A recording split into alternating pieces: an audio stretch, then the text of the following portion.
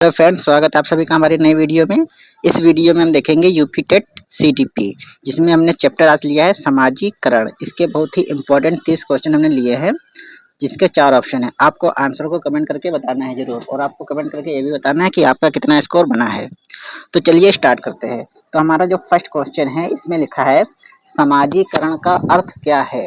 4 option है: अकेले रहना, समाज के अनुसार व्यवहार सीखना, केवल शिक्षा प्राप्त करना, या फिर खेलना। तो समाजीकरण का अर्थ बताना है। तो समाजीकरण का अर्थ मतलब होता है समाज के अनुसार व्यवहार सीखना।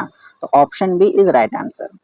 इसके बाद में देखते हैं क्वेश्चन नंबर 2। लिखा है बालक के समाजीकरण की पहली संस्था कौन सी है। यानी कि जो बच्चा समाजीकरण सीखता है तो सबसे पहले कहाँ सीखता है? विद्यालय, परिवार, समाज, या फिर मित्र समूह। तो आपको अगर आंसर पता है तो आप कमेंट करके बताइए। तो इसका राइट आंसर हो जाएगा ऑप्शन नंबर बी, परिवार।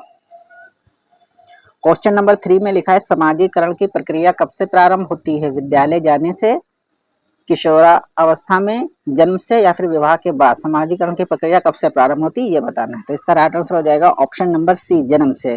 क्योंकि बच्चा जन्म लेता है तो तभी से वो समाजीकरण की प्रक्रिया सीखना प्रारंभ कर देता है। क्वेश्चन नंबर 4 में लिखा है समाजीकरण का मुख्य उद्देश्य क्या है। जो समाजीकरण होता है उसका मुख्य उद्देश्य क्या है? धन कमाना, सामाजिक व्यवहार सीखना, परीक्षा पास करना, या फिर खेल सीखना। तो आपको जो आंसर सही लगे वो आपको कमेंट करके बताना है। तो इसका राइट आंसर हो जाएगा ऑप्शन नंबर बी, सामाजिक व्यवहार सीखना। इसके बाद क्वेश्चन नंबर 5 लिखा है समाजीकरण में विद्यालय की भूमिका क्या है? केवल पढ़ाना, सामाजिक गुणों का विकास करना, दंड देना, या फिर परीक्षा लेना। तो इसका राइट आंसर हो जाएगा ऑप्शन नंबर बी, सामाजिक गुणों का विकास करना। इसके बाद में देखते हैं क्वेश्चन नंबर 6 लिखा है समाजीकरण का प्रमुख साधन कौन सा है? परिवार, विद्यालय, समाज, या उपरोक्त सभी।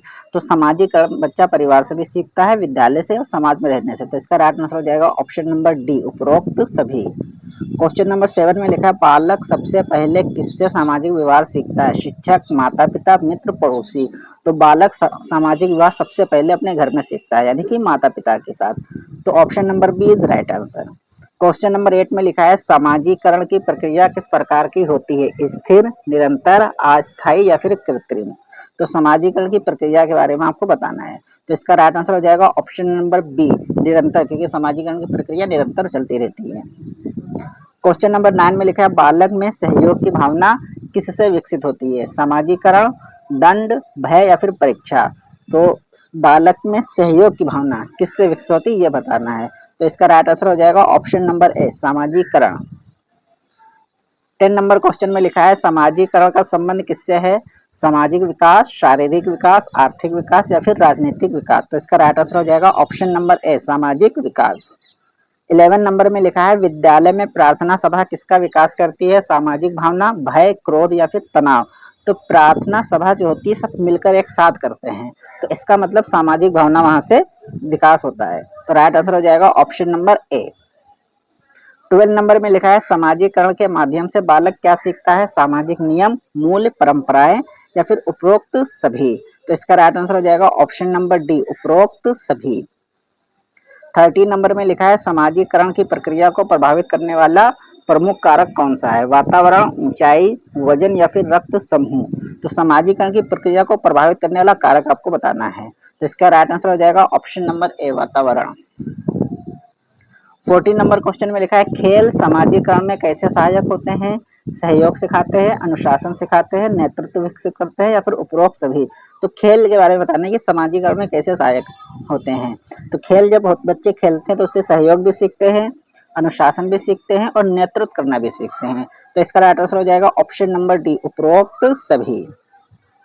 15 नंबर क्वेश्चन में लिखा है समाजीकरण का परिणाम क्या होता है? सामाजिक समायोजन, अकेलापन, तनाव, भय।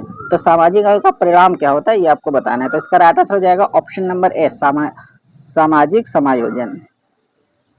नेक्स्ट क्वेश्चन है लिखा है समाजीकरण में अनुकरण का क्या महत्व है? बालक व्यवहार सीखता है, बालक खेलता है, बालक डरता है, या फिर बालक रोता है। तो इसका राइट आंसर हो जाएगा बालक व्यवहार सीखता है। नेक्स्ट क्वेश्चन में लिखा है बालक के समाजीकरण में मित्र समूह का क्या योगदान है? सामाजिक गुण विकसित करना, केवल खेलना, दंड देना, या फिर परीक्षा लेना। तो इसका राइट आंसर हो जाएगा ऑप्शन नंबर ए, सामाजिक गुण विकसित करना। नेक्स्ट क्वेश्चन में लिखा है समाजीकरण के द्वारा बालक में किसका विकास होता है? आत्मविश्वास, सहयोग, अनुशासन या फिर उपरोक्त सभी। तो समाजीकरण के द्वारा बालक में विकास किस चीज का होता है ये बताना है। तो इसका राइट आंसर हो जाएगा उपरोक्त सभी, क्योंकि बच्चे आत्मविश्वास भी इसमें विकास होता है, सहयोग का भी होता है और अनुशासन का भी होता है। तो option D is right answer. 19 number में लिखा है समाजीकरण शब्द का संबंध किससे है? समाज से, राजनीति से, अर्थशास्त्र से या फिर विज्ञान से। तो समाजीकरण शब्द से समझ में आ रहा होगा कि इसका संबंध समाज से है। तो option A is right answer. Next question में लिखा है समाजीकरण के लिए कौन सा वातावरण आवश्यक है? भयपूर्ण, तनावपूर्ण, लोकतांत्रिक या फिर कठोर। तो समाजीकरण के लिए वातावरण कौन सा आवश्यक होता है ये आपको बताना है। तो इसका राइट आंसर हो जाएगा ऑप्शन नंबर सी, लोकतांत्रिक। लोकतांत्रिक वातावरण के लिए आवश्यक होता है, सामाजिक वातावरण के लिए। 21 में लिखा है विद्यालय में समूह कार्य कराने से क्या विकसित होता है? प्रतिस्पर्धा, सामाजिकता, भय या फिर तनाव। तो विद्यालय में जो समूह कार्य होते हैं उससे हमेशा सामाजिकता ही विकसित होती है। तो option B is right answer. 22 में लिखा है समाजीकरण का सबसे महत्वपूर्ण काल कौन सा है? समाजीकरण का महत्वपूर्ण काल बताना है। बाल्यावस्था, वृद्धावस्था, प्रौढ़ावस्था या फिर बुढ़ापा। तो इसका राइट आंसर हो जाएगा ऑप्शन नंबर ए, बाल्यावस्था। 23 में लिखा है बालक में नैतिक मूल्यों का विकास किससे होता है? समाजीकरण, दंड, भय या फिर परीक्षा। तो नैतिक मूल्यों का विकास बच्चों में समाजीकरण से ही होता है। तो option number A is right answer. 24 में लिखा है समाजीकरण में शिक्षक की भूमिका क्या होती है? मार्गदर्शक, नियंत्रक या फिर प्रेरक, या फिर तीनों ही सही है, यानी कि उपरोक्त आंसर, उपरोक्त सभी। तो समाजीकरण में शिक्षक की भूमिका क्या होती है? शिक्षक मार्गदर्शक भी होता है, बच्चों को नियंत्रण करता है तो नियंत्रक भी हो जाएगा, और प्रेरणा भी देता है, यानी कि प्रेरक भी होता है, प्रेरित करना। तो इसका राइट आंसर हो जाएगा उपरोक्त सभी, option number D is right answer. 25 में लिखा है समाजीकरण के बिना बालक कैसा बन सकता है? सामाजिक, असामाजिक, सहयोगी, अनुशासित। यानी कि समाजीकरण के बिना, अगर समाजीकरण नहीं है तो बालक उसके बिना कैसा बन सकता है? तो इसका राइट आंसर हो जाएगा ऑप्शन नंबर बी, असामाजिक। 26 में लिखा है परिवार बालक को क्या सिखाता है? भाषा, व्यवहार, संस्कृति या फिर उपरोक्त सभी। तो परिवार में बच्चे या बालक भाषा भी सीखते हैं, व्यवहार करना भी सीखते हैं और अपना कल्चर यानी कि संस्कृति भी सीखते हैं। तो option D is right answer.